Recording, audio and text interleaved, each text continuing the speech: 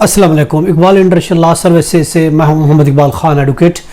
आज का जो हमारा लीगल लेक्चर है वो है कब बैंक लोन डिफॉल्टर की जो रहन प्रॉपर्टी है वो सेल कर सकता है। When the bank can sell the mortgage property.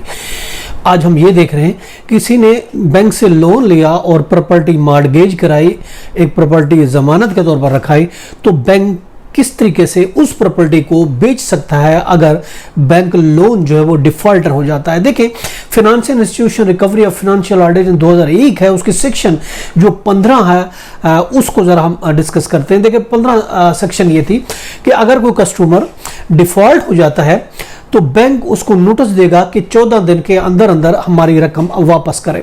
अगर वो मुकर्रर टाइम पर रकम की अदायगी करने में नाकाम हो जाता है तो बैंक उसको फिर फाइनल नोटिस देता है। फाइनल नोटिस देने के जो देगा कि 30 दिन के अंदर अंदर आप रकम वापस करें।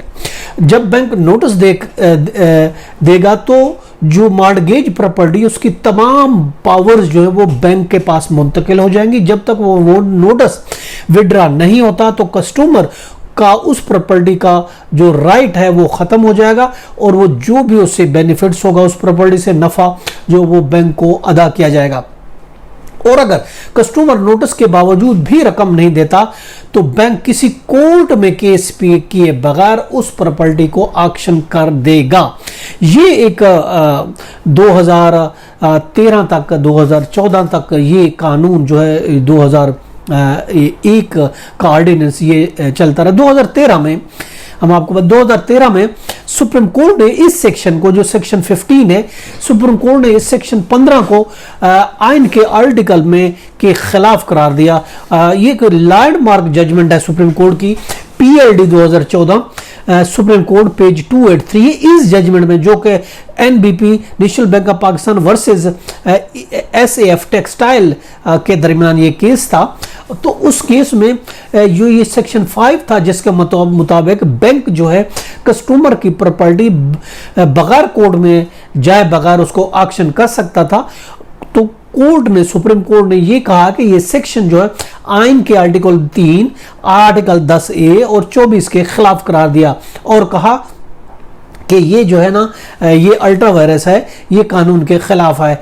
और जिसके बाद 2016 में एक अमेंडमेंट की गई और फिर 2018 में भी कुछ अमेंडमेंट कर दी गई है। Financial institution recovery of finance rules 2018 में उसमें चेंजिंग कर दी गई है और अब उस तरीके से वो नहीं है। जो ये PLD 2014 SC है, सुप्रीम कोर्ट है, पेज 283 है, इसमें ये एक प्रिंसिपल सुप्रीम कोर्ट ने फिक्स किया। उसने, सुप्रीम कोर्ट ने ये कहा है कि ये एक लैटिन एक जुमला है, वो ये है कि नीमो अयोडेक्स इन काउजा सुआ। इसका इंग्लिश ट्रांसलेशन ये बनेगा, नो वन शुड बी जज इन हिज ओन केस, कि किसी केस में कोई भी जज नहीं हो सकता।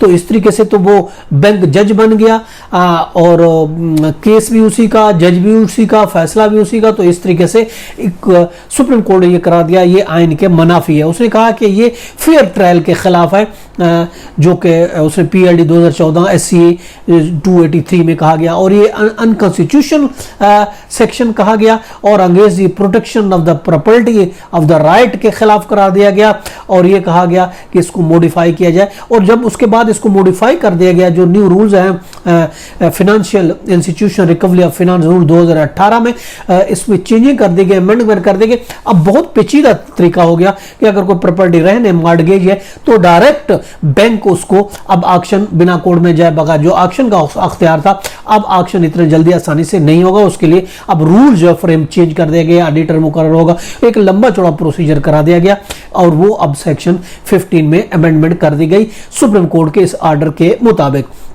ये था आज का हमारा लीगल लेक्चर। इसके साथ मुझे इजाजत देकर फिर मिलेंगे। Have a nice day. Allah Hafiz.